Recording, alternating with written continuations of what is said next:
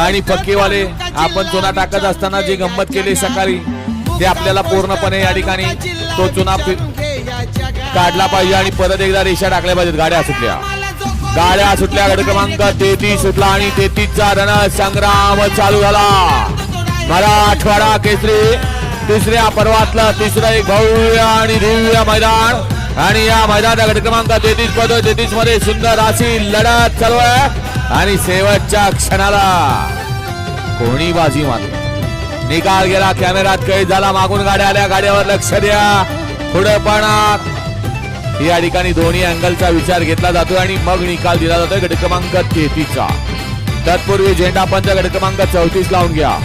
एक वरती शंभू ग्रुप कोकणगाव, पवन खरे, निखिल खरे, संतोषाबा गवळी वडाली यांचा धडक आणि रेम्बो.